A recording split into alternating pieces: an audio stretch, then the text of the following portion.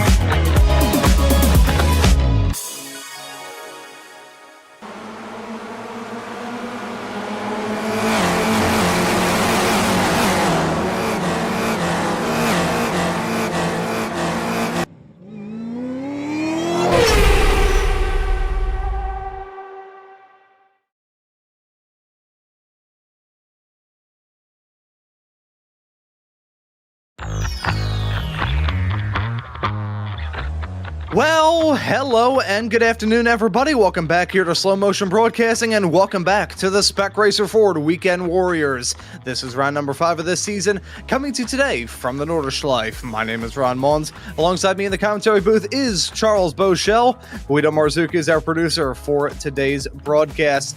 Well, Charles, based off the discussion we had before we went live, I feel like you're kind of sick and tired of seeing racing at the Nürburgring, but this track is truly one of a kind. They wouldn't be able to build this place nowadays. It's nearly 100 years old, and in some aspects it does kind of show. It's the largest racetrack in the world. It's certainly the largest racetrack on iRacing by a significant margin, and here in the Spec Racer Fords, it is a very unique ride. Drafting leapfrog the game of the day, even here in qualifying, so I don't even think there are words to describe what we're going to see play out over the next hour and a half. Yeah, it's going to be anytime you're at Nürburgring, it's a fantastic race because it's just such an iconic track, and yeah, it's probably the biggest track in the world. We're using the one of the smaller layouts, right, that doesn't have the GP circuit involved. Which is, if you've been watching the real life events over the weekend, obviously tragedy there this weekend, and our hearts go out to the driver that passed during the course of the broadcast, or during the course of the events on Saturday. So we're going to try and get out here and have us a good race. Obviously, in the sim, everybody's relatively safe, maybe a broken thumb here and there, but I think we're going to have some fun today. Yeah, I think a broken thumb and a headache are probably the only things that sim racers have to worry about. Then a little bit of BO once they get out of the cockpit. Oh, yeah, as for sure. Mentioned, unfortunate tragedy took place here 24 hours ago, on which that driver and their family, which the family of that driver, I should say, their dearest condolences after that. I'm sure, Charles and I, we were both on the air around about that same time on different broadcasts. I think we kind of heard the information trickle down as it took place, but very tragic to hear that news just the other day. But we can switch it off and talk about some more lighthearted affair here in the sim world, seeing these drivers tackle this qualifying session. Very rare on these broadcasts. So we're 13 and a half minutes into a 20-minute long session, and there is absolutely nobody with a qualifying time as Josh Wilkie hops the berm a little bit, heading all through the second carousel. That's going to prevent him from getting a lap time on the board yet. Not a lot of opportunities to set a lap time, but plenty of opportunities to have those lap times being validated. It is the worst deal of a catch-22. It is indeed, as we're watching here, Andy Milton, the HP Sauce car. Love that. So we're watching. We were talking about this right before the broadcast started, and nobody had set a lap yet because it's about an 8-minute lap here on this circuit for these cars. So we're coming up now to around the 16-minute mark, and we'll be getting our first lap times in. Obviously, Josh is going to get one more shot at that because this is the weekend where we get to have a lot of overtime quali, because we're going to get another probably 8 minutes of qualifying after the timer stops. So everybody will get a chance to get 2 hot laps in, and so we'll see how it goes. And then here we are on the Dottinger, the long straightaway. In about 50 minutes from now, this is going to be very important. If there are any cars within, a second of each other when we get to this on the last lap, there's going to be drama. You can almost guarantee it. So that's what I'm hoping for today. It's happened the last couple of times we were here. And I'm hoping that we get a little more of the same. Obviously, no wrecks, but we just want a lot of drafting and a lot of passing here down this straightaway when we get to it at the end of this race today.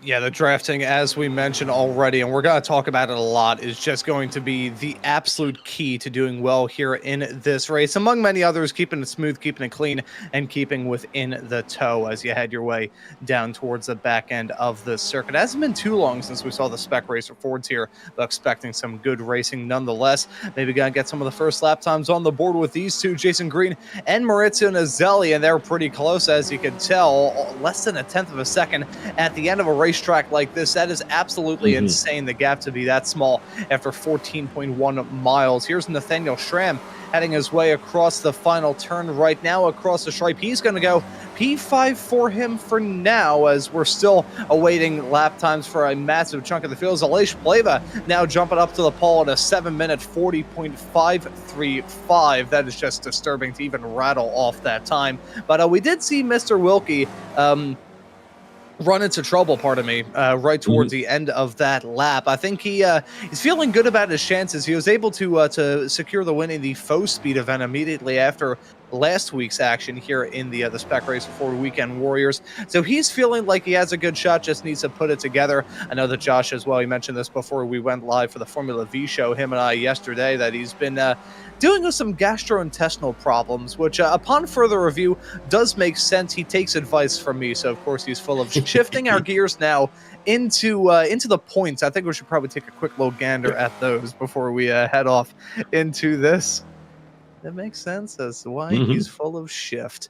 Nathaniel Schramm, your current championship points leader in the Spec 1 category, 407 points is the tally for him. Jason Green set to join him on the not set to join him on the front row. This would be the front row if we set our grid by championship points, but we have qualifying here, so that's not a factor. Jason Green currently P2 in the points right now. A little bit of a gap between himself and Nathaniel Schramm. Same could be said about the gap between Jason Green and Dirk Braun, your third place third place runner right now in the Spec 1 points. Let me try this one again.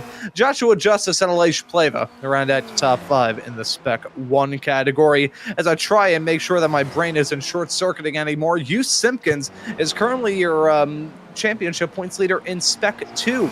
5 points to tally between he and Phil Berry. It's been very competitive in that class, as we usually expect. You know, the Spec 2 category, one that I personally like keeping tabs on the most, just because it's always a little bit up in the air as to who's going to get the win week in and week out, and some of the drivers that we have seen here do well end up being big stars in the Spec 1 category, including Dirk Braun, who not too long ago was a Spec 2 champion. Paul Jackson, Joshua Wilkie, and Steven Saunders complete your top 5 in the Spec 2 points. Let's take a look now at Masters, where Antonio Reese is your points leader there. 277 points is the tally that he has right now. Nearly said 700 points. If he had 700 points after 4 races, I'd have to wonder whether he had nitrous in his car. Tom Gradwell is slotted in second with Chris Thorpe, Brad Cathcart, and Jörg Monty running at your top 5 at the moment. We didn't mention him during the championship points or during the show up to this point, but we do want to thank Jeff Jacobson for making today's broadcast of the Spec Racer Fords possible here on Slow Motion Broadcasting. Now, we would usually do an onboard lap, but I don't think either of us want to do a 7-minute, 40-second long lap guide, so we'll just leave it be and follow him for a little bit as he heads his way off through the opening series of turns. Yeah, absolutely, and because I don't know all the corner names. We're coming up to Hotzenbach, though. It's the first corner of note. I will say it is when we're talking about Nürburgring, there's really it's as mentally draining as it is physically draining to run this track. There's really only 3 places you can get a little bit of a break. You get a couple extra breaths here as we're coming out of Hotzenbach and up to Flugplatz, and then you get the run down from Flugplatz to Schreidenkreuz. Which is a very, very nice little chance to get a break, as long as you're not being hounded by other cars. You get a good run through here. And then the other 2 basically up the mountain to prior to the first for the main carousel, and then the long back straight, which is going to be, I think, fraught with drama for most of the race today. You look at the lap times here, 0.3 of a second gap between the top 2 is basically a blink of an eye when you're talking about this track. It's just such a long track. It's a very intense track. And so we're looking out for some, hopefully, once again, I think it's going to be a really good race. I want to see the drama at the end. We just got to get through a little bit of drama at the beginning. I think we'll be okay. Yeah, especially having to worry about that first lap too. That's that's the main trouble point. Well, I think the first 5 laps are going to be the main source of worry. That's probably the amount of laps that we are going to be running here, so it definitely checks out there. But right now, the checkered flag is out here in qualifying. However, it being the Nürburgring, we've still got 11 minutes left to go until iRacing boots us out of this qualifying session and sets us off into the race. So still plenty of time to just talk about whatever we want. And hearing from Guido, 10 minutes and 40 seconds left according to the sim. So that checkered flag is pretty much just a vague suggestion as these drivers are still running around out there on the racetrack. Gotta wonder who's going to be the next to set a good time. You know, Aleix Pleva, I'm not sure what has been going on, what sort of muscle milk he's been putting in his cornflakes in the morning, but Aleix Pleva has really kicked on the Cuisinart so far this season. He's put in some really impressive results. Yeah, it really has. He's had some really good runs. You know, normally, I mean, Aleix has always been a really good driver. He's consistently a top 10 runner, but here lately he's been up near the top of the board. So it's really good to see as we're on board here with Wilkie heading down the Dottinger Hoa for to end his lap. So I have no idea if he's had an off track or not during this. So let's see if we get a time out of Mr. Wilkie today. So we're hearing this may be a clean lap. So we'll see what happens here as we finish up here. As you said, another 9 minutes or so before we wrap this up. So he's. You know, what can you say is that, you know, I think maybe I'd have to make a suggestion to Stevie if it's going to come up on the calendar that we do solo qualifying for this and change the time to, you know, something represent. I mean, 2 laps is basically 24 minutes. So we could have a 24-minute qualifying here. Everybody should get 2 laps in thereabouts. So yeah, who knows? But it does make things a little interesting here. Let's see what Josh has got on the board as we get through. There we go, 7:46.49. I mean, basically, at the point of the start of this race, I think we've got a couple of really good Spec 2 drivers up near the front. Hugh Simpkins and Phil Berry are 5th and 6th. Oh, Lucas Clement as well in 7th. I think this is going to be one of those where you're going to see the Spec 2 drivers fall to the back just a little bit. And the Masters guys will probably push up to the front. I think it's just one of these tracks that the Spec 2 drivers don't really perform as well because it is such a difficult course to run. Yeah, no, on some of the more draft-heavy racetracks, you can kind of fake it till you make it, for lack of a better term, as we just saw 1-2 punch up to the pole. Nazelli was first, and then Jason Green jumped up to the top. 7 minute 40.425, 300th the second, the gap between Nazelli and Jason Green. Very, very glued close together when they came across. Was that for the entire lap? Wow, look at that. Slides around the last corner and still sets pole position. He probably would have been under 740 had he not slid. You know, that sideways snap, if he spun and hit the wall as he came across the stripe, that would have just added flair and actually probably would have invalidated his lap time with the loss of control 2x. But Pleva jumping up to the pole, I said that he's had a little bit of extra gumption so far this season, and we're seeing it put on full display once again. Matt Thompson just had a qualifying time P18 for the driver of the 333 machine. Last of the drivers to set a lap time so far is Marcus Burkett, the next to come across the stripe. He jumps up only to 16th, right in front of Chris Murakami. So quick little swapperoo going on there, keeping my eye on any other driver set to come across the stripe here soon. It's just looking at the progress of the drivers around the track. It is so painfully slow considering the track is so painfully large. I'm thinking right now, next driver that we have coming across the stripe will be Paul Jackson. He's about 3/4 of the way through the lap, so I would cap him to guess that he is heading his way off maybe into the second carousel in about 5 minutes. Yeah, Jeff Jacobs is still on the track as well. He's coming into there. There's Swallen Schwantz, and the mini carousel will be coming up just in the next corner.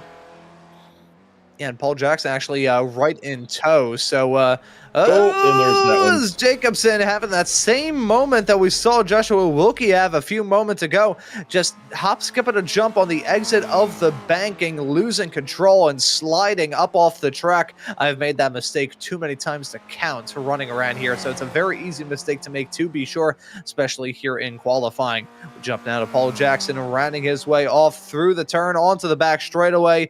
My dad asked me how many corner names I could pronounce around here. I do not want to to piss off the ghost of Oman Opa. So I'm just going to leave that be. Paul Jackson yet to set a lap time, though, here in this session. So we'll have to see whether he can get on the on top of everything right now. Is only 18 drivers set a qualifying lap, while Angel Soto, Jeff Jacobson, Rich Meesters, Tom Gradwell, Paul Jackson, Diego Todeschini, Steve Saunders, Sulao Shutway, Brad Cathcart, Dennis Furia, Chris Thorpe, and Daniel Zippy Salmon not able to set a lap time either. So massive chunk of this field yet to set a lap time, and iRacing trying to hammer that home, as according to our graphics, Jackson currently classed in, I can't tell if that's 100th or if there's another zero on top of that. Yeah, in 1,000th place. You don't want to start in 1,000th place in a race here at the Nürburgring as he runs his way around the final turn. What sort of lap time will it be from Paul Jackson? Will it be enough to put himself in the field? Yes, it will be 19. That is. I mean, that's an improvement. I mean, he's going to be up at the up in P19 of a 30-car grid. So at least is helpful. And I think, hey, look at that. We're skipping over. Yeah, absolutely. Guido, very excited that we've moved to the race session now. Yeah, I was going to say, if we have to be here for about 50 years, I'm going to grow gray hairs by the time we get done with this. But no, we are here, and we can take a look at the starting grid. Aleix Pleva going to start from the pole. Jason Green going to join him on the front row. Maurizio Nazelli, the German, will start this race in P3. Next to Marco Panero in 4th. Nathaniel Schramm will be in 5th. Next to your Spec 2 pole sitter of Just Simpkins. Phil Berry will start this race in P7. Next to him will be Lucas Clement. And then rounding out your top 10 here today will be Dirk Braun next to Andy Middleton with Joachim Osbeck, and Antonio Reese completing your first page of the starting grid, rounding out your top 12. Joshua Justice will be in 13th, lucky spot P13 here next to the Garden State Racing Team number 22 machine of Scott Russell. Joshua Wilkie, who said that he only got just enough time to actually load into qualifying here. So maybe a bit on the gun. He starts this race in 15th next to Marcus Burkett in 16th place. Chris Murakami, Matt Thompson, your 9th row with Paul Jackson, the last driver to set a qualifying time. Sulao Shutway, top of the starters, not to be able to set a time. He's followed by Tom Gradwell, the Aussie, in the 909. Chris Thorpe, the Brit, in the 912. Rich Meesters, another Masters racer, in the 964 car coming out of Canada. And Brad Cathcart, the Aussie, in the 905 machine, starting this race in 24th. Jeff Jacobson will be in P25. Next to him will be Steve Saunders. Daniel Zippy Salmon will be starting this race in 27th, next to Angel Soto in 28th, and rounding out your top 30 will be Dennis Furia, next to Diego Todeschini. So I believe that is just about going to round out our field. 30 drivers set to grab the green flag here soon, Charles. This is going to be a thriller. It is indeed, and you just need to find you a spot and get settled in. And just get into your rhythm, right? Because this is very much of just a giant rhythm track. You just want to get into your rhythm, and be patient. You don't want to try and rush to the front here at the very beginning. We will have a pit stop here, so it's going to be very limited, obviously, because it's such a long lap. We're only going to probably do 5 laps or something like that. So it's going to be. Are you going to pit on 3 or 4? to get done? So settle in, just take your time, be patient, get things worked through, and you'll be all right. Yeah, don't get too amped up on the caffeine before the drop of the green flag, because that's probably going to end in utter catastrophe. Waiting for that green flag to come out here, though, for round number 5 of the season. The green flag flies. The drivers are on their way, and we're racing here at Green Hell. Fantastic start from Aleix Pleva. Going to lead them off into turn number 1, side by side throughout the entirety of the pack, and nearly a bit of 3-wide racing there as well. Chris Murakami was nearly the meat of a sandwich, heading off into the Sabrina Schmitz turn. Now, as they head their way down the hill, all through the opening heave-ho of the lap, everybody's settling into a groove quite well. Pleva holding on to the race lead still, drivers keeping it clean, but I say that very tentatively. Oh, and as I say that, they come to blows. Oh, that's Murakami involved in that. I think Tom Gradwell. Oh, no. Chris Thorpe, I think, as well. Paul Jackson might have got a piece of that. There's a couple other cars still coming around. Looks like Antonio Reese as well, and Sulao Shutway's already towed back to the pits. Yeah, and that right there is probably, it's not the worst commentator's jinx that I've pulled off, but it's definitely the saddest. Drivers already having a toe back Sulao Shutway after not setting a qualifying time. I don't believe he even took to the racetrack for qualifying, so I think he just decided to cut his losses right away as everybody clean, heading their way off into the hairpin. What I always like to call the end of the first part of the lap. You kind of have to set little checkpoints for yourself as you're running around here. As we take a look, Paul Jackson about as slow as a drop of molasses sliding off a frozen metal roof. He's dropping all the way back down to P22. Make that even P23 as Angel Soto going to sweep around the outside. Yeah, lots of front end damage as most of the back half of the people are in the Ehrenberg. The rest of them are heading down into Foxhole and compression coming back up the hill into Adenal Forest. So yeah, this is kind of the this is a very dangerous section. Fortunately, no rain today, so we don't have to worry about that. Or this would be horrible. But so far, it looks like we haven't had any other issues since that first one. Yeah, Paul Jackson still falling to the back with that front end damage. Yeah, that is such a shame to pick up damage like that pretty much at the start of the lap. Most of the time, he would already be back in the pits by now, but this is no ordinary track. This is no ordinary race. As we take a look at the aerial view to see that stack him up, heading down into the turn. There was the initial contact, and Antonio Reese also spinning off in a sympathy spin right up in front. Unfortunate for Chris Murakami, who really had nowhere to go in that situation. Jeff Jacobson just barely squeaking his way past as we take a look at what happened here with Michionio. Contact made there. That's himself and Josh Justice coming to blows. Yeah, it just looked like maybe Josh was offline, kind of out of the racing line, and tried to make that corner on the inside by riding the curb. And I didn't look like he kicked off the curb back into the track, but there just wasn't enough room for those two cars in that corner. Yeah, no, there's not a lot of parts of this racetrack that you can go side-by-side cleanly through. You can go side-by-side, but it will end in catastrophe like it did through there. But these drivers not going to risk it too much at the start. Now, though, that we're past the start. We're 3 minutes into the first lap of the race. May as well start to throw haymakers. That was Jeff Jacobson getting involved in a couple of scraps. As we take a look at the replay here, this was Angel Soto. This is right towards the end of the first third of the lap as he was heading his way off through Metzgefeld. And unfortunately for him, quick little lockup, going to lose that on two spots in one shot. And that was the little gaggle that we saw start to get intense. Yeah, as I think we've identified that Soto is a Spec 2 driver, even though he's got a Spec 1 number. I'm sure that'll get cleared up the next week. But yeah, just locking up, going into the corner, and just kind of ran it wide. A little 2x2 coming through here. That's intense already here, Ron.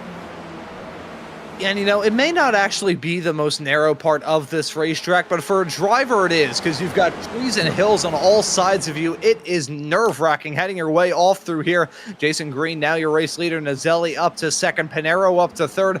Pleva down to fourth with Nathaniel Schramm and Hugh Simpkins still running in the exact same spot that they started this race in. You see that little train of cars currently making up your top 12. Expect that to break up very, very quickly here. We always talk about it in these spec race before. It's like, man, look at how close the top pack is. And then there's always that little something that goes down. One driver just gets, kind of hip checked off the track, gets sent off the side of a sheer cliff, whatever the deal may be. There's always that breakaway that's going to come soon. Yeah, and it's we already starting to see it a little bit with the top five kind of pulling away a little bit from that second seven. But if they can just hang on closely enough to get to the straightaway, that group will tighten right back up. And it's going to be, it's either going to be one of two things. It's usually going to be a mistake that breaks this pack up. And if they stay in a pack until we get to the pit stops, the pit cycle usually does that as well. As everybody will have differing strategies and differing results from their pit. As we're on board here with Josh Justice, now 2.5 seconds behind that main group that ends with Josh Wilkie. So we'll see how they can make up. I think Scott Russell and I think that might have been Marcus Burkett. We'll see if they can close up the Justice. That 3-car pack will run faster than a solo. Ooh. And there's just a missed breaking point, I think, by Soto there, as he just maybe came in there a little too hot.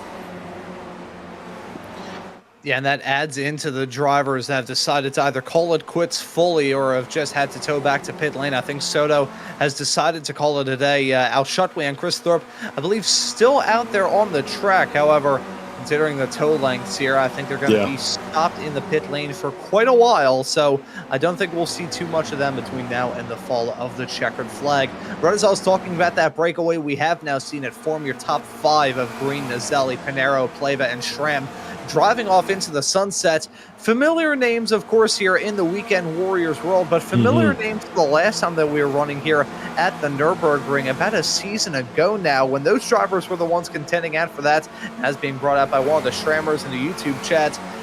It was a pretty intense finish last time we were here.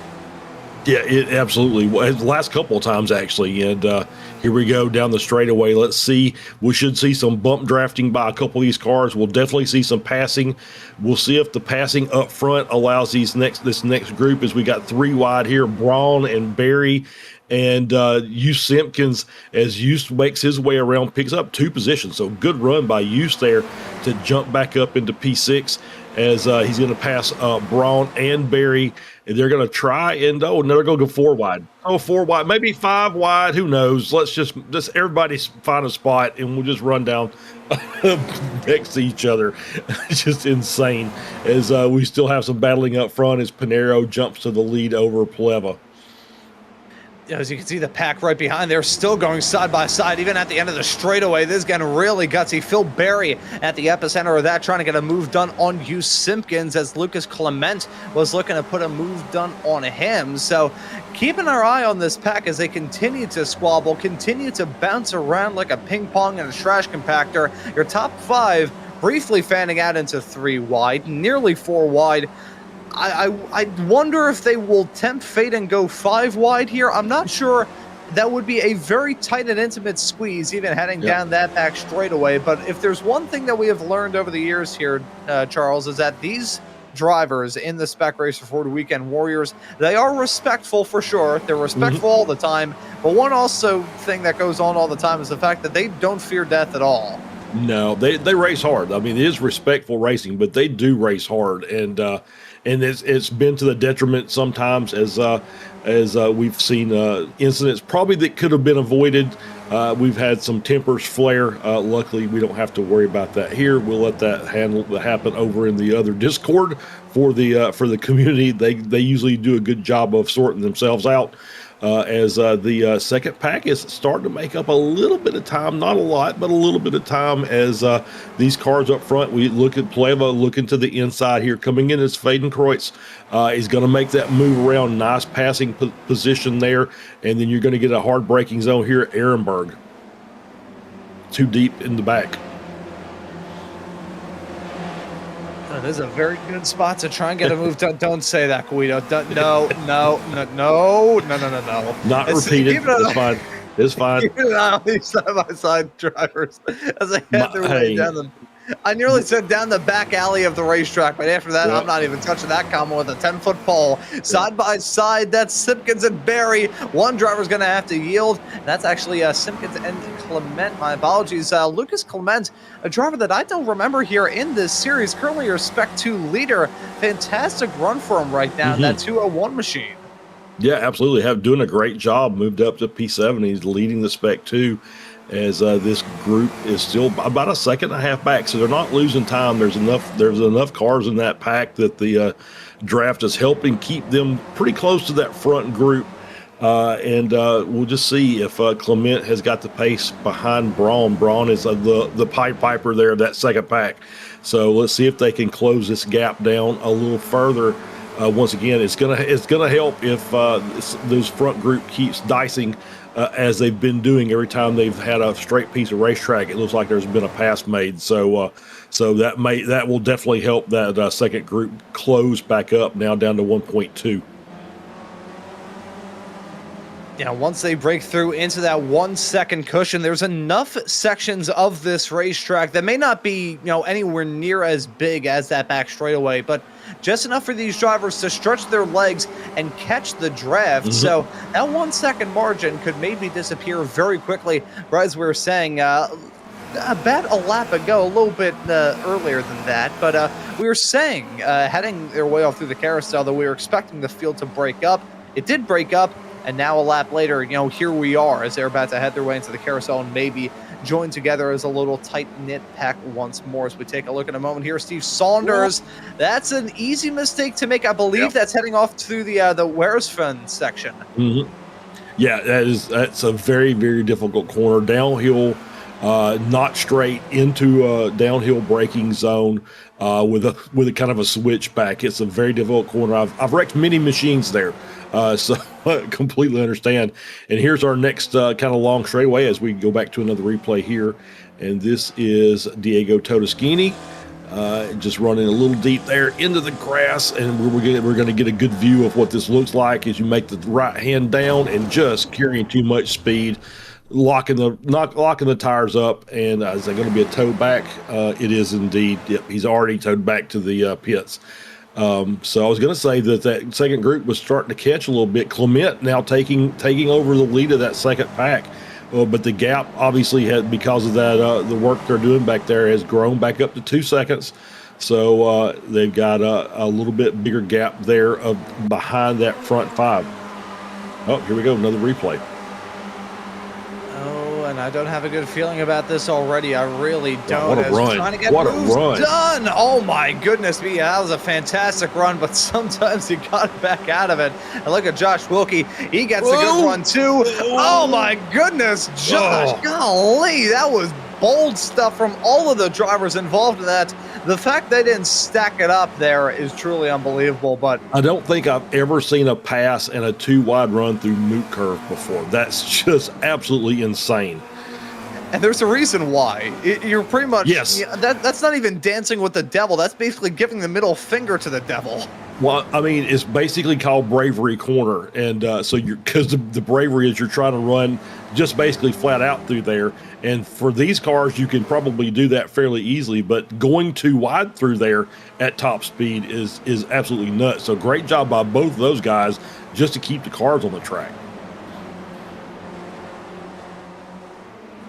Yeah, it has been incredible through to this point. These drivers bringing the heat and bringing the thunder as we certainly expected here. But even still, I am shocked at the level of bravery and commitment that these drivers have given not only us here in the broadcast booth, but given their competitors. One driver has actually rejoined the race. Chris Thorpe is back out there on the racetrack. He's yet to overtake Angel Soto, who dropped out about a lap ago. But he's out there, was able to get the tow, able to repair his machine, and he is back out there just trying to get a good result out of this. These drivers already focused on the championship points as we get towards the midway point of this season, as we keep our eyes on the battle, still broken up into our own little just 2 trains of 5 cars chugging along the racetrack waiting to end up at the station. Yeah, pretty much. That's where we are at this point. And now we're at the end of lap 2. About 15 minutes in. So the question is, are we going to have any takers coming into pit road? Maybe cars that, like maybe Paul Jackson, that's suffering for some aero damage, should be able to get to the end if he pits now. So we'll see if he decides to come in or not, or if anybody decides to come in early and maybe undercut, because this is a track that undercut might not be a bad idea. We talk about the strategy and not a lot of wiggle room in terms of what lap you come in, considering there's so few laps here, but that 1 lap difference is a world of difference. So we're going to be keeping our eye on that come time for the pit stops, which are definitely knocking on our door very quickly, as 3 wide racing heading under the bridge. That's Joachim Mosbach, Josh Wilkie, and Phil Berry. They're squabbling right now, and everybody dicing out. These drivers just pretty much hacking at each other with katanas, trying to get moves past one another. I mean, it's fantastic from our perspective here in the broadcast booth, but I do not envy these drivers' blood pressure. No, definitely looks like a knife fight out there, doesn't it? Schramm is now in the lead, has made the pass down the straightaway. So Schrammer's celebrate as Nate has taken over the top spot. He still has just Marco Pinero, Alish Pleva, Maurizio Naselli, and Jason Green behind him. But, so it's but he is in the lead for the time being. Yeah, so still holding on to that top spot as he heads his way off through. I'm just going to say the corner. I tried some of the German name pronunciations earlier. I swear, if I do any more of those, my grandfather, God rest his soul. No, you got Meskefeld. That was really good. Yeah, there's another one that I just it sounded like my tongue fell out of my mouth as we were covering it, as we see Steve Saunders losing it off to Tiergarten. And thankfully for him, he avoids making any contact, doesn't hit the pit attenuator, and doesn't get clobbered by his competition, who was all over the curb. For you? Potentially, yeah, I believe it was. Yeah. In that kind of burnt orange and white Spec Racer Ford, managed to avoid the car that was sideways on the track. And here we go, Pleva back in the lead. So the Schrammers, sorry, that was very short-lived, but he handled about 10 or 15 corners before he got past. Oh, no, easy. Oh, Wilkie and Braun there having a bit of a moment as well as that's Osbeck as well. No, it's Clement actually in the 201 car. So yeah, these guys are still fighting pretty hard. I think the baseball bats are coming out. They're going to have to rethink some things here very shortly, or they're all going to be packed up in the Armco barrier. Yeah, how long until they upgrade those baseball bats and just swap them out for golf clubs? That's kind of what we're getting to right now. Joachim Osbeck sticking a 3 wide as they headed their way out of the Armberg hairpin. That was all through Postbrook as heading off through there.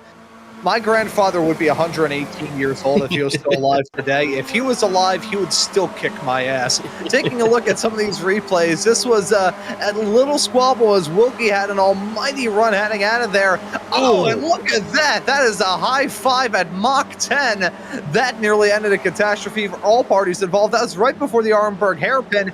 Consider the elevation change through there, and that is absolutely horrifying, as that was him trying to try the old bootscoon boogie on Dirk Braun. Joachim Osbeck stuck his nose into that, but things have gone from good to bad for Osbeck. We're hearing that he had an incident out there on the racetrack. He's thundered his way down the running order, and let's take a look at here, Charles. Yeah, here we go as we're past the treacherous Adenau Forest chicane there, as Osbeck just loses the rear of the car. I mean, just losing the rear of the car there. And around, I saw Phil Berry behind. Don't know if there was any contact. The back of the 210 car looks clean, so I'm guessing not, or it was very minor. So he's going to just kind of back his way up there, kind of ride the curb a little bit, and he's going to lose several positions, and he's down in P19. So lost a lot of time there with that spin. Yeah, that is a tragic time loss, as I think this time around we're going to see the drivers start to enter the pits. They've had their fun and games in the first 2.5 laps. That's still so bizarre to say. You pretty much have to rewire a broadcaster's brain doing a broadcast here, just with lap times and the scale of everything. It's like going from giving instructions from what feels like a long 10-mile drive to talking about the size of the universe. It is unbelievable as we continue to see the fights.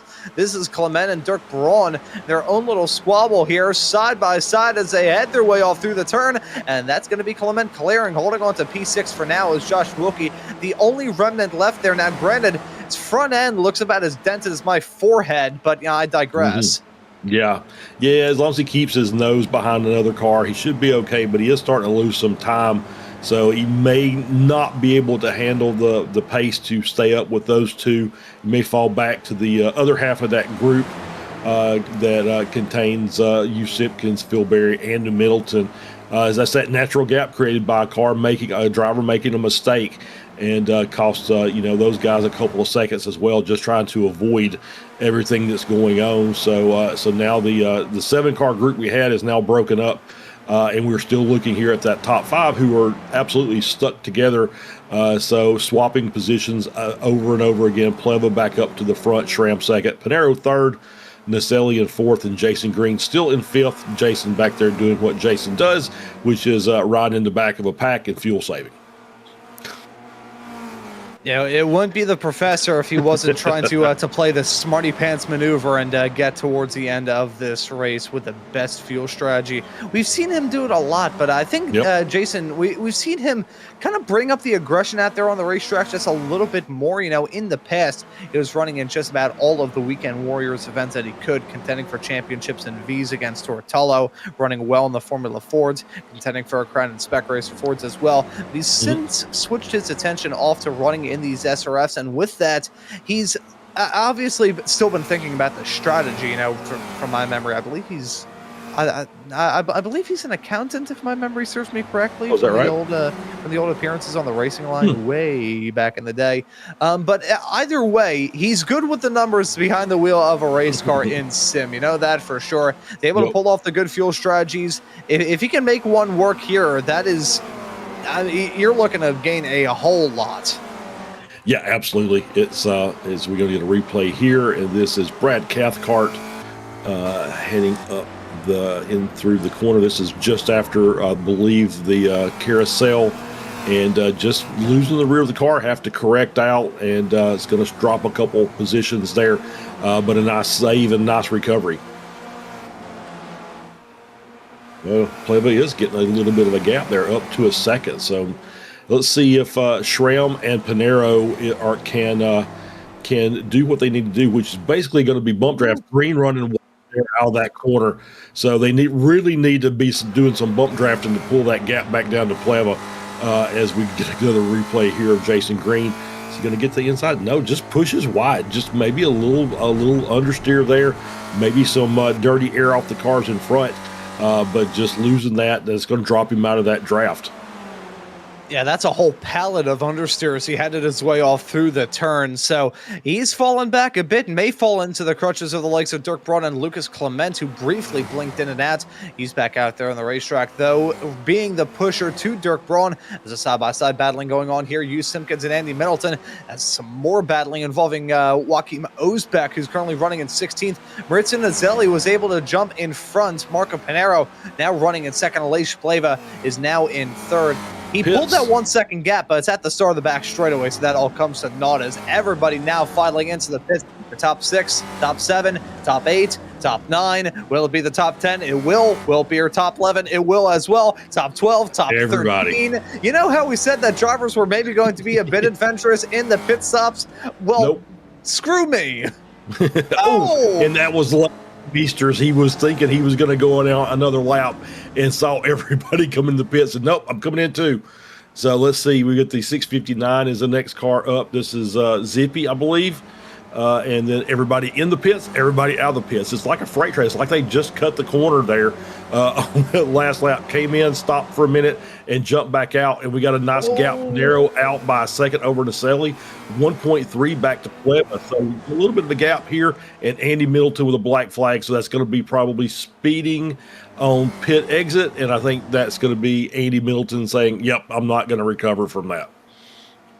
Yeah, no, there's no coming back from a black flag, and he decided, you know what, instead of just waiting for about 7 minutes to finally serve that black flag, I'm just going to say, you know what, iRacing, you win, I'm tired of this. Chris Murakami stayed out. First driver in this field to stay out. Will Paul Jackson and Chris Thorpe do the same? I know Chris Thorpe, technically speaking, was in the pits a bit earlier on here in this race after the other drama that he had, and Paul Jackson has been through pit lane as well. So Chris Murakami, the only driver in the field to stay out there. Now, I don't want to be a cynic, but we may have a Thompson Trophy candidate on our hands.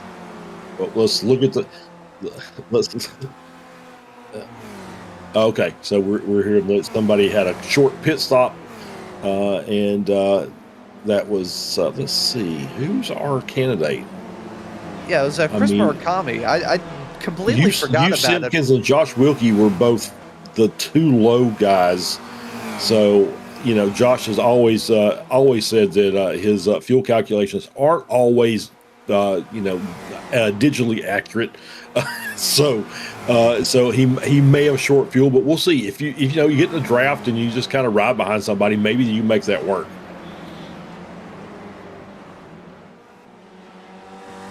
Yeah, and I gotta wonder if anybody is going to, unfortunately, fall victim to the Thompson Trophy.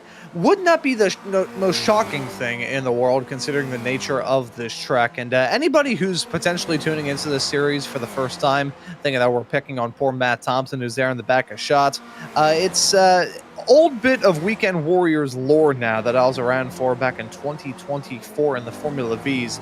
Our old pal, slow motion broadcasting founder, and still our friend here, even though he comes into the booth and meows sometimes, Mr. Adam Thompson, ran out of fuel on the last lap of a Formula V race at Alton Park, and ever since then it has passed off into the history of the Weekend Warriors as one of the funniest and biggest goof ups that we have ever seen in a while. It's nice to poke fun at the boss.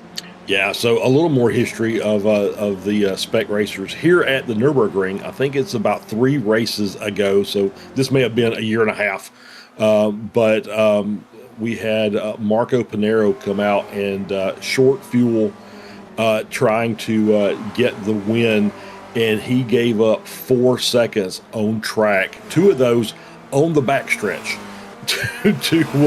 to try and hang on to that race victory. I don't remember if he won or not, but it was much tighter at the end of the Dottinger Hoa than it was at the beginning, and it was absolutely a classic finish here in the Spec racers at Nürburgring.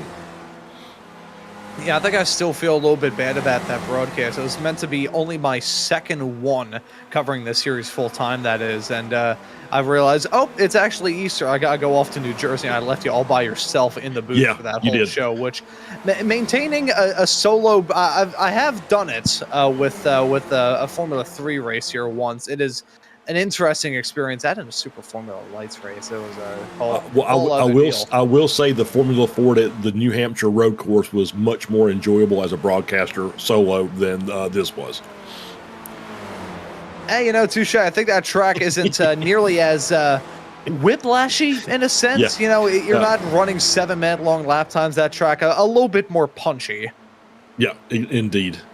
And so we've got a nice gap here between Pinero and Pleva, 2.5 seconds or so. So it's going to be these guys that are going to have to line up. They're going to have to do some pushing down these straightaways in order to make that gap up, or Naselli and Pinero are going to have to do some serious fighting through corners to allow those guys to come back up. But it is absolutely achievable, as we're on board here with Scott Russell being challenged by Joaquin Osbeck, Rich Meesters, Brad Cathcart, 14th through 17th on the board. And this is actually I guess the final podium position for Meesters in the Masters class, as Reese and Burkett are running P12 and P13.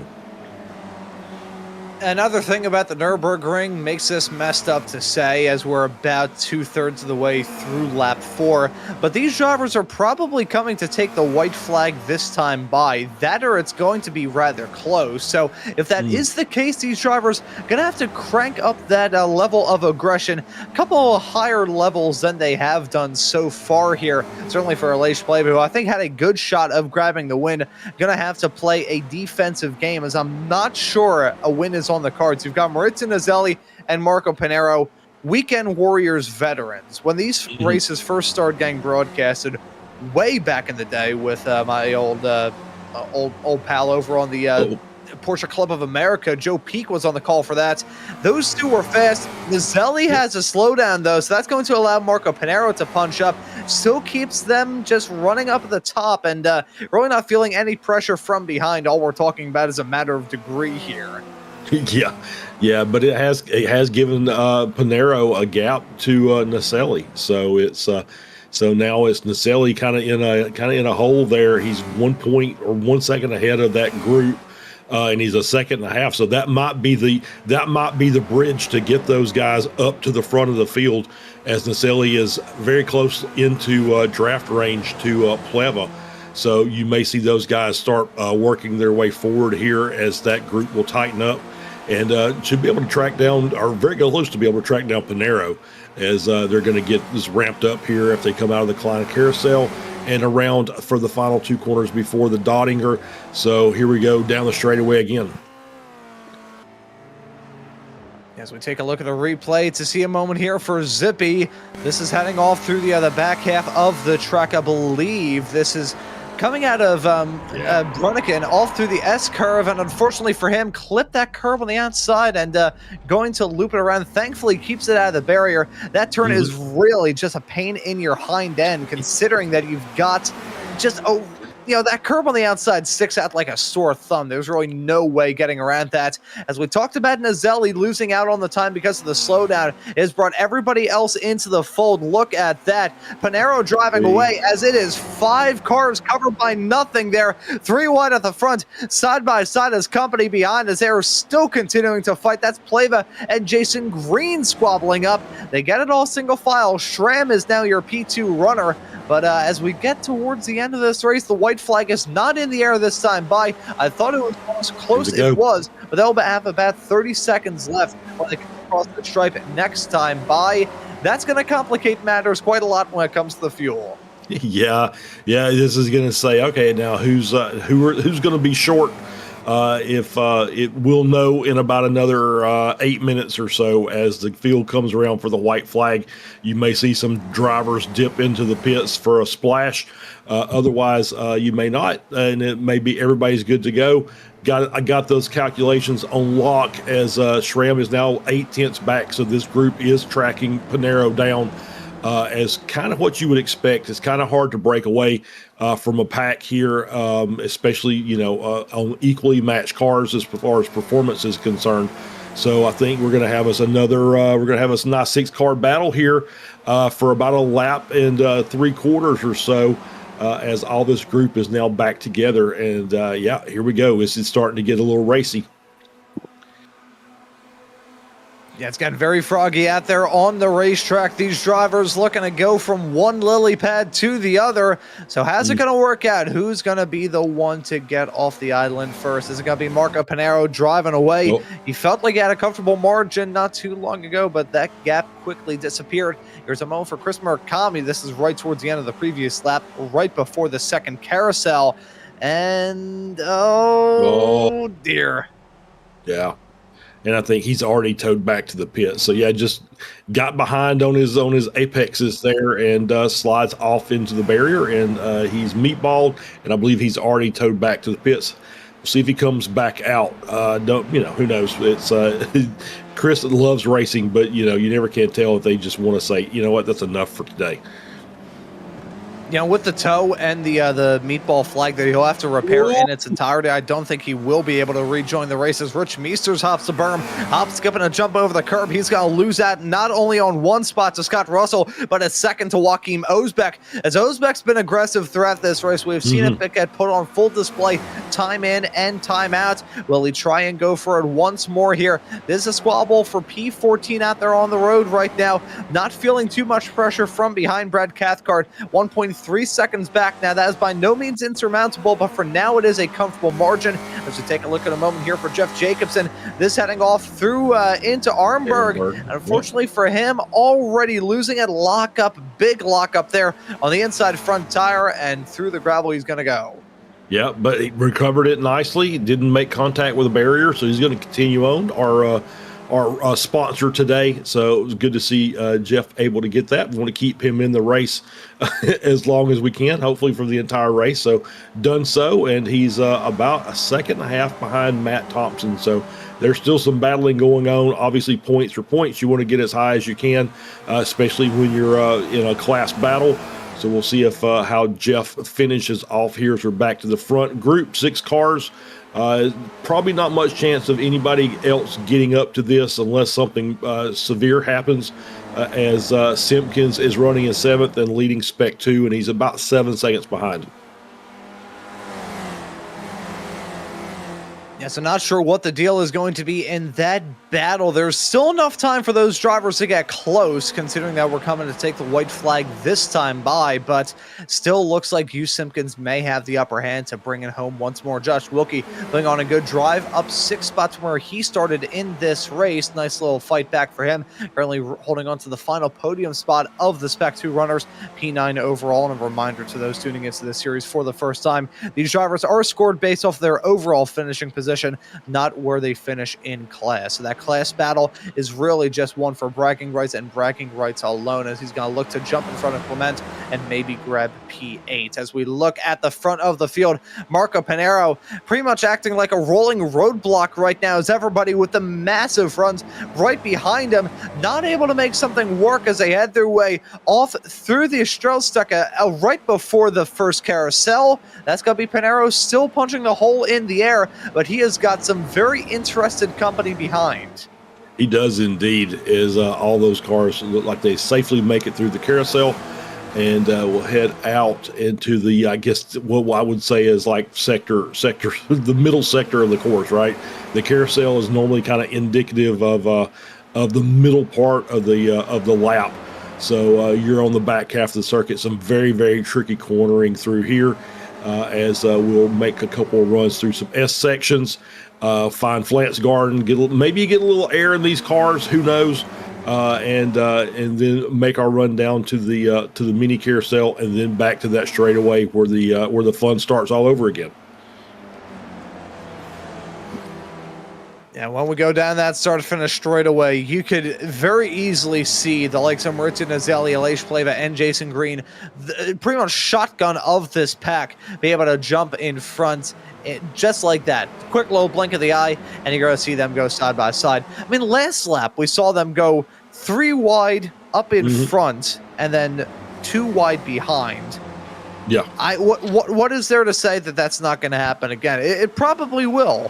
Probably will. Yeah, it's maybe not this lap. There may be some cars moving, trying to get a position, but I think the last lap, you're absolutely. They may be at literally 6 wide across the track if they can make it work, coming down that straightaway into Tiergarten. So you see a little bit of a gap forming there. Naselli falling back just a little bit. That'll clear back up here pretty short order.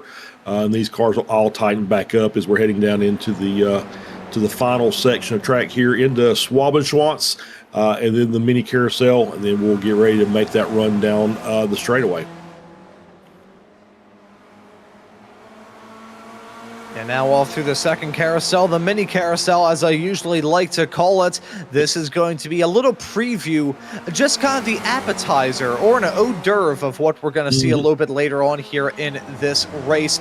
Pinero is going to be leading them, heading their way down the straightaway. Does he end this straightaway in that race lead? No shot. Nathaniel Schramm going to be the first to try and arrive at the scene and go side by side. Then Dirk Braun has got to look to Pants as well. But look at the run that Nazelli, Pleva, and Green have as well. This is going to get really froggy. Drivers pushing each other like madmen. Got to worry about the bump drafting in these cars. In terms of road cars on the iRacing platform, they work good to push, but not as good as oval cars usually do. Side by side now, Pleva, Nazelli currently squabbling for your race lead. Pinero's dropped down to third. Dirk Braun and Nathaniel Schramm involved in that. Jason Green just tempted to try and get involved, but I'm not sure how much he's going to try and stick his nose into this battle quite yet. They've still got one more lap and about 15 miles of racing action left to go as they head their way off through the Tiergarten section. The final time here in this race, well, second to last time here in this race. The white flag going to be in the air. One more lap of racing action. Still about 7 minutes left to decide this. Pleva leads at the white. Let's see if he leads at the checkered. Yeah, probably not likely, as you just said, with Pinero, who dropped down to third. So 6 cars that are going to be vying for that. Then you've got the whole podium of Spec 2 are pretty much nose to tail. Clement in 7th, Wilkie in 8th, Simpkins in 9th. So going to be a nice battle there.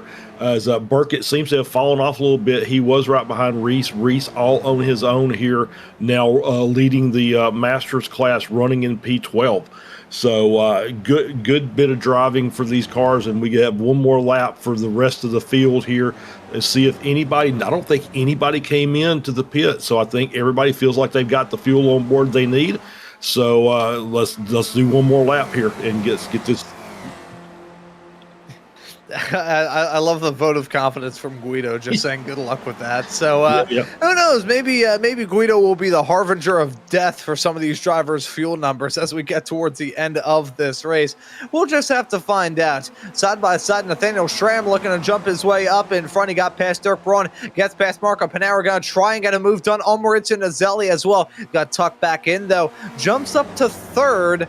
This will be fascinating as we get towards the end of this race. Usually, from that start-finish line all the way up until the exit of Gaugenkampf, right before that final heave-ho of the lap out of Dottinger, you don't see these racers really try.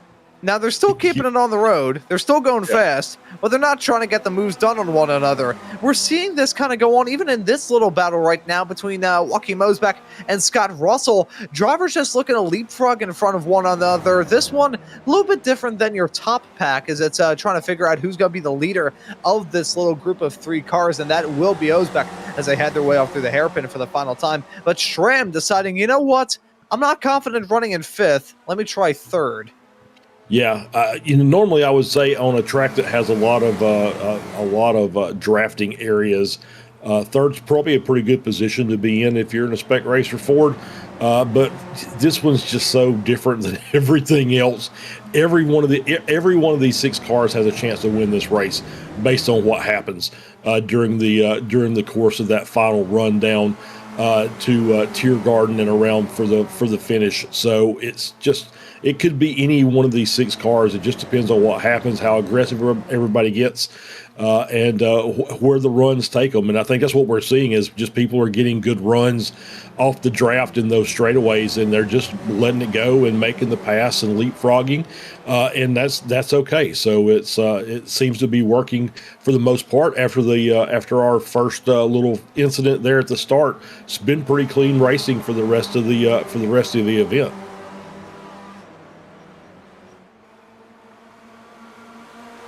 So now as they head their way off into the final half of the lap, Pleva is still your top running driver.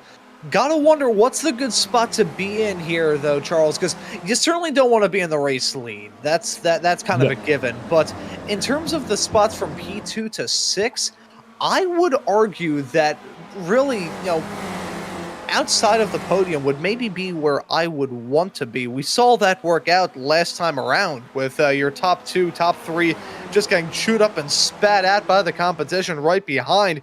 Now they are going to look to try and fight back, so maybe they're just going the game of momentum and working out well as Pleva and Nazelli once again go side by side, 8 kilometers away from the fall of the checkered flag. Nazelli trying to jump into that top spot as the help of Nathaniel Schramm, who pushes him past Aleix Pleva. He's now down in 3rd.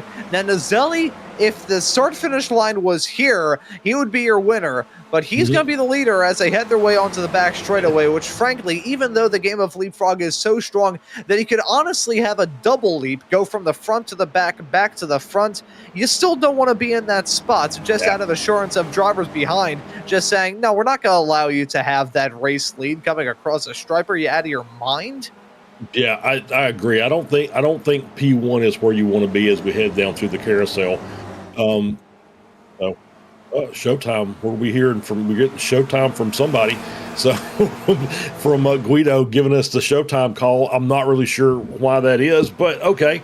As we're getting out here. Okay. So out of the carousel. So we're on the back half of the lap now.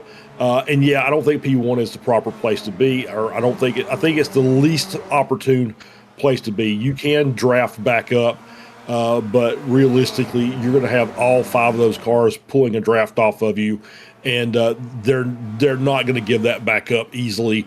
So you're going to have to just do what you can up there, and just let the chips fall where they may. So once again, it looked like 4 wide down the straightaway was doable based on the car width. I don't know that we'll go any more than that, but you might see that here during this race. Yeah, and so before things get wild, just want to quickly run through the stats of this race. Maurizio Nazelli, your leader for now, but again, that will likely change between now and the fall of the checkered flag. One thing that is not likely to change is that Lucas Clement is on track for the win in the Spec 2 category. Hugh Simpkins had something go down. He's dropped down to 8th. Clement able to jump into that Spec 2 lead as Antonio Reese, your current leader in the Masters category, on the last lap of this race. The next closest Masters competitor to him is is Marcus Burkett slotted in 15th place at the moment.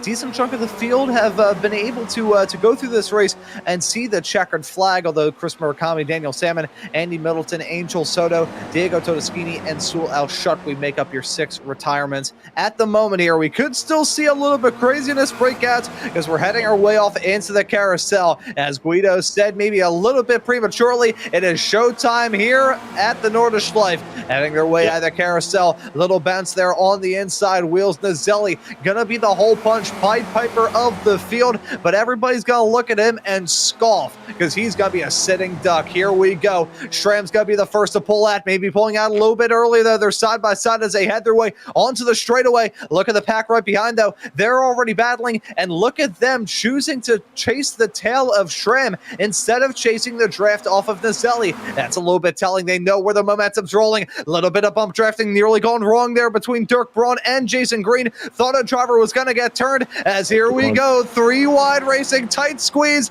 This is getting close. 4 wide there. That's for the final podium spot. These drivers bringing the thunder, and Jason Green, I don't think has led it all throughout this race. Now your leader under the bridge. He gets booted out of the way by Pleva, as Dirk Braun now going to try and get the move done side by side between the two of them as they head their way into the braking zone for the final time. Ford pack of Spec Racer Ford's contact there. Panero nearly gonna wreck. They're gonna wreck. Contact there. Everybody's sliding off the track. Pleva nearly wrecked as well. He's gonna be slow as they head their way towards the line. Nathaniel Schramm nearly got him at the end, but it's Pleva scoring the victory here in a stunner of a finish at the Green Hell.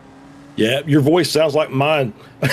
It's just crazy. That's nuts. Oh, okay. So we just did 6 laps at the Nürburgring, and our gap of victory was less than 0.2 of a second. That's absolutely insane.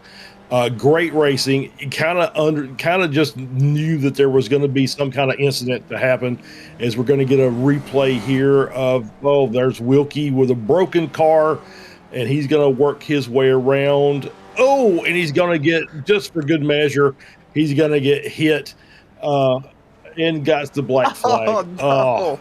Just such a bad way to end the race. He did take the checkered, so it looks like he got the black flag on top of that. So to add insult to injury. Oh, all right. So let's cue the replays up, Ron. Oh, we're waiting on everybody to finish. All right, got Cathcart coming in. Naselli out, P20. Oh, just terrible there. Kind of, like I said, you kind of expected that to happen. You didn't want to see it, but you kind of expected it to happen the way those guys were racing the entire race. And Wilkie crawling across back onto the track. No. Oh, that's the saddest spectacle I think I've ever seen. Paul Jackson and Chris Thorpe are the last two to come across the stripe. So we'll take a look at those replays. Oh man. Alrighty, let's get these replays up and rolling. We have a lot to unpack here. I was speaking like a cattle auctioneer as we got towards the end of that race. I think it showed us. Look at that. What can you say? Oh. There's the contact there between Jason Green and Marco Panero. That gives a shallow approach to Nathaniel Schramm, as there's a contact between Dirk Braun and Jason Green, and unfortunately as Green rejoined the track, that was when Nazelli got called out. That start finish straightaway was a little bit farther along. I think that Pleva may have lost it. If we can maybe take a look at that from Pleva's perspective, in all of that squabbling, he nearly got turned and nearly wrecked himself. There's a contact with Dirk Braun and Jason Green. There he is sliding off the track. Hop, skipping, and jump over the curb, and now the curbs here, this helicopter shot doesn't really do it justice. The curbs are so painfully tall here that if you even breathe on them, let alone touch them with a 10-foot pole, you're in real trouble. And look at that. I think the only reason why he still won this race was because of that incident between Dirk Braun and Jason Green that caught out Schramm a little bit. Had that not gone down, I think Schramm would have been able to blow off Aleix Pleva's doors, and he probably would have been able to win this race. Yep, and we're going to get a shot here at Phil Berry, and that's Jeff Jacobson, I believe, in front of him, and just losing the car there, slides out through Tiergarten into the barrier. He's going to get turned around, and he's going to make – oh, that was very close, as we see Antonio Reese come by to pick up, I believe, the Masters victory there. And so Phil Berry with a nice move. Jacobson gets across the line. Here comes Josh Justice, and he is going to make his way through. Yep, nothing there. And here's Wilkie. Can we? Oh, I said, and then just gets hit there by the Welsh Dragon of Marcus Burkett, I believe. So Wilkie out of fuel. So hey, Wilkie, add another Thompson Trophy to your collection. And we did say that he was one of the shortest guys on pit road with the shortest stop time. So it was just not quite enough fuel saving. He probably needed about another half liter or so to get home. And breathe. We'll take a look at those results in a couple of moments' time. That may have been one of the most exciting, heart-pumping, dramatic, and in the case of Wilkie, saddest finishes that I've ever seen to a Spec Racer Ford race. Just the way that car was just slowly trundling towards the line. Just that's all you could say. That's all you could say to that. Here's your results. I wish I had a trombone. Yeah, I know. Womp, womp, womp. Exactly. I tried to do this on the harmonica, but but I like how Guido calls me out. I'm looking for a short. That's more Josh's job nowadays. I got the ball rolling on that. I taught him how to do it. But let's take a look at our race results. Aleix Pleva is your winner. 1.5 tenths is the margin. Again, if that little crash 'em up wreckfest, for lack of a better term, heading off to the final turns, went down even slightly differently, I think Schramm may have had Aleix Pleva's number, but Pleva really quick throughout this race was able to grab the pole. If it wasn't for a sideways snap hanging out that final turn on his qualifying lap, he may have been able to be the only driver to break into the 30s, but unfortunately for him, it didn't work out well in qualifying. He still grabbed the pole, so it wasn't the lap time that he may have had in mind, but hey, got the pole, got the win. He can't really complain about that. Nathaniel Schramm, who set the fast lap of the race on lap 2, ends up in second. Marco Pinero rounds out your very tight-knit podium in third. Between this and the V's, I think our combined gap of our podium finishers of the past 2 Weekend Warriors broadcasts here on SMB is about 3/4 of a second, which is just stupid. Jason Green ends up in fourth in front of Dirk Braun in P5. Lucas Clement, your Spec 2 winner today, completes your top 6 with Hugh Simpkins directly behind him in 7th place. Antonio Reese wins it in the Masters category, much to the chagrin of Guido in the production truck, with Phil Berry and Joshua Justice completing your top 10. Yeah, Joaquin Osbeck finishes in P11, Scott Russell in 12th, Rich Meesters finishes in 13th, P2 in Masters, right in front of Marcus Burkett getting the final step on the Masters podium in 14th, Jeff Jacobs in 15th, Matt Thompson in 16th, Tom Gradwell 17th, Brad Cathcart finishes 18th. Josh Wilkie with the penalty there at the end drops down to P19. Dennis Furia finishes in 20th. Paul Jackson 21st. Chris Thorpe 22nd. Maurizio Naselli 23rd.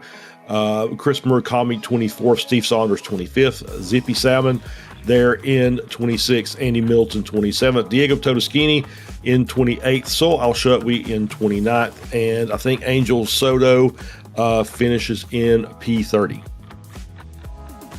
And so those are your results at the end of a thrilling 5th race of the Spec Racer Ford Weekend Warrior season. I want to thank Jeff Jacobson for making today's broadcast possible, and I'll let you all know that if you're interested in sponsoring any of the other broadcasts that we have here on Slow Motion Broadcasting for either the Formula Ford or Spec Racer Ford Weekend Warriors, you can get in touch with us here on the Slow Motion Broadcasting Discord server and join the SMB Discord server through the links here on the YouTube channel. But with all that being said, Charles, we'll move off into the interviews here, and I think we will start by having a chat with our P2 finisher here, Nathaniel Schramm, now joining us here in the booth. Nathaniel, welcome in. P2 for you at the end of this race here at the Green Hell. It was a 1/10.5 between yourself and Aleix Pleva at the end. I think if circumstances went a little bit different on that last lap, you could have probably walked away with the W, but still a thrilling finish once again that you were at the epicenter of. Before I ask you about the whole race, I want to ask you about that finish. How was it from your perspective behind the wheel? Because I know from my perspective in the booth, I'm probably going to have to down a whole cup of tea after this. Yeah, that was certainly a thrilling finish. I was glad. I don't think we went 5 wide on the last lap there. We got close, I think, but it was 4 for sure. Yeah. Yeah, it was really crazy. I saw Marco get a little loose coming into it, and I was like, oh, it's going to be the same thing as last season. So I just tried to give him a little bit of room and try to maintain what momentum I had. I think, all told, I went a little deep in the corner where Jason and Dirk got into it. So I'm not sure if I would have been able to catch Alais. He just had great positioning and got his car exactly where it needed to be going into there. But yeah, that was an absolutely fantastically fun finish. Yeah, now asking about the race as a whole, there's really no way to describe the racing here at the Nordschleife. It not only speaks for itself, you also run out of the superlatives to talk about this place. So I want to ask you how difficult it is to try and tackle this race compared to many of the other normal races that we have here this season. Not only are you fighting the other cars on the track here, you're fighting fuel and the track itself.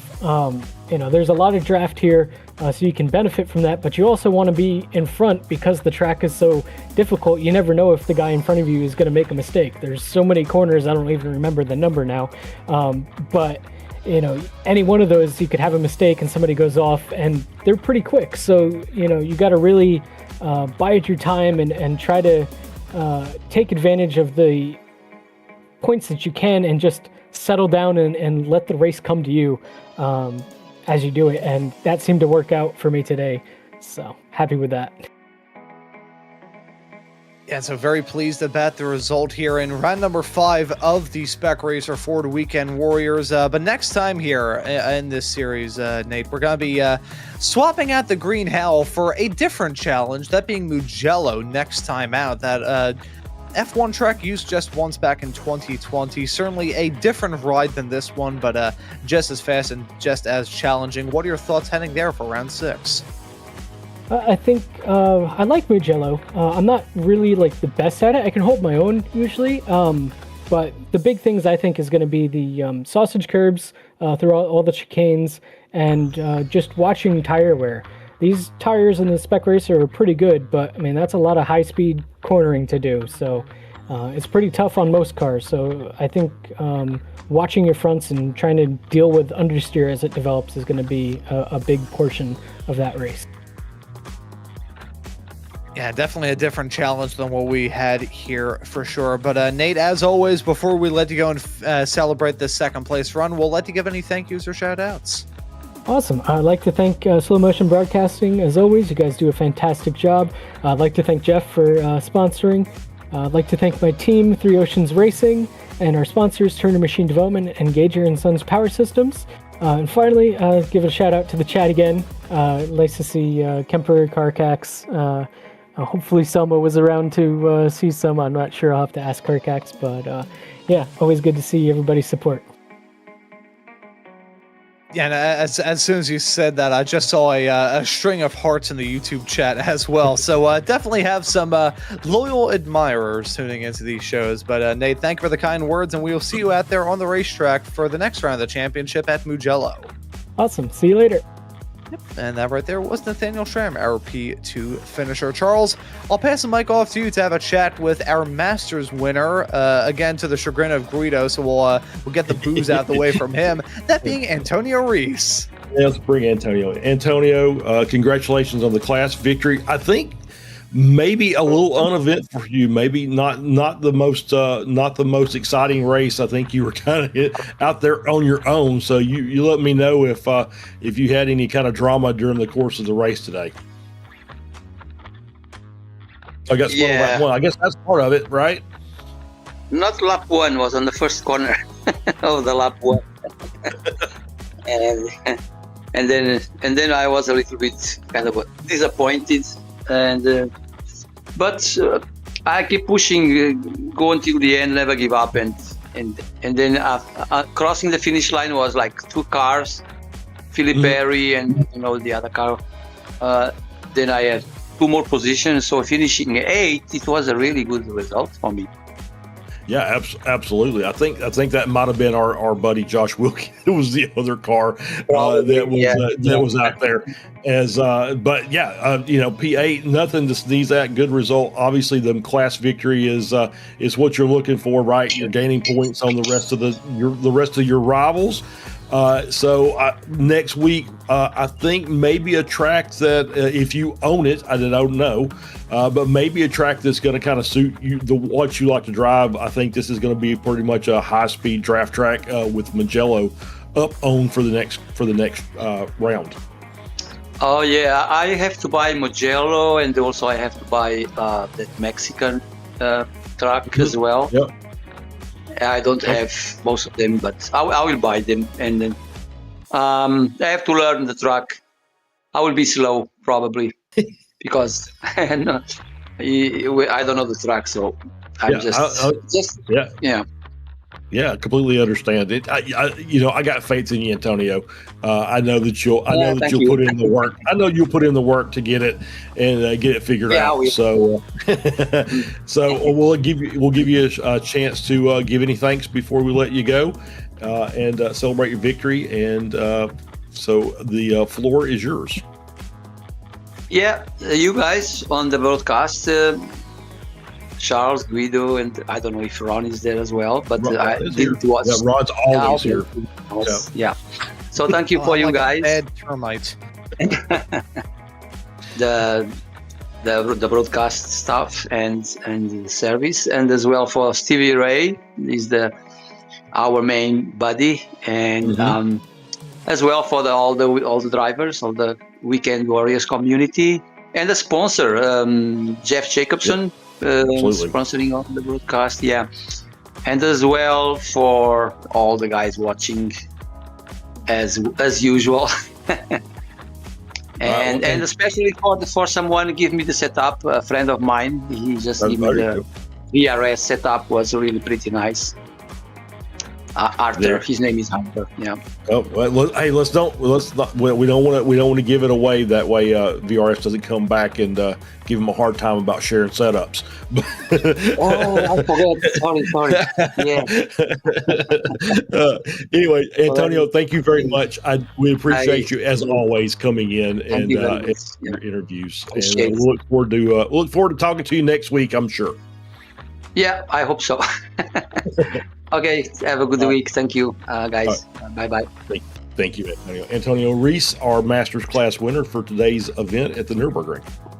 We'll just blank out that final 15 seconds. Yeah, we'll cut that. We'll edit that. It'll be fine.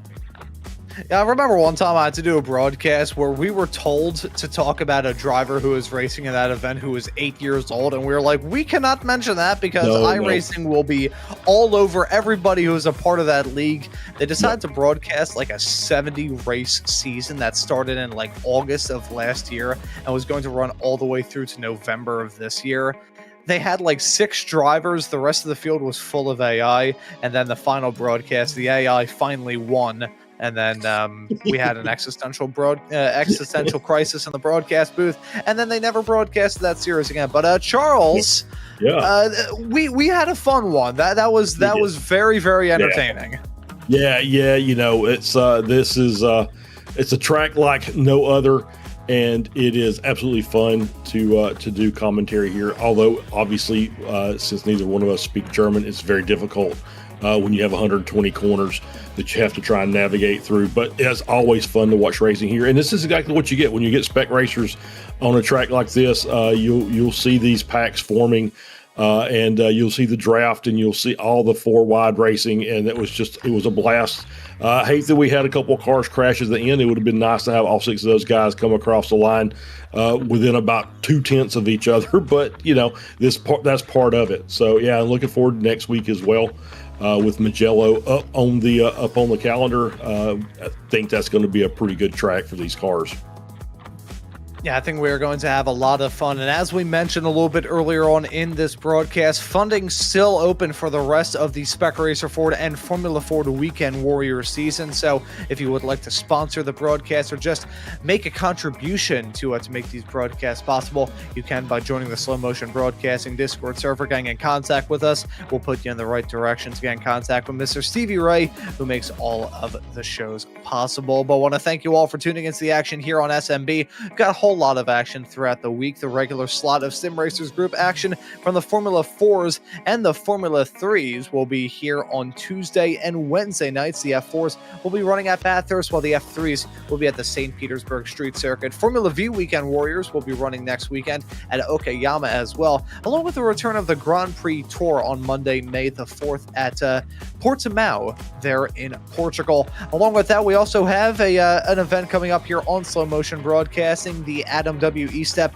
Memorial Scholarship Mustang GT3 charity race. Charles, you'll be out there on the racetrack for that one on May the 30th here of 2026, and you'll be able to catch the action here on Slow Motion Broadcasting. Sign-up's still open, so you can join to be a part of that event, donate to that charity, or watch it here on Slow Motion Broadcasting. If you can't be a part of the event, you can still tune into the action and never miss out on any of the action here on Slow Motion Broadcasting by hitting that subscribe button and the notification bell so you're notified every single time that we go live or make a post of any kind. But folks, that'll just about do it here for round number 5 of the Spec Racer Ford Weekend Warriors. Thanks once again to Jeff Jacobson for making this broadcast possible, and thank you as well for joining us here today. But for myself, Ron Maunz, Charles Boshell joining me in the commentary booth, and Guido Marzucchi working on the cameras and the graphics and the virtual production hauler, I say thank you all so very much for tuning into the action on Slow Motion Broadcasting today, and we hope to see you all wherever it is in the not too distant future.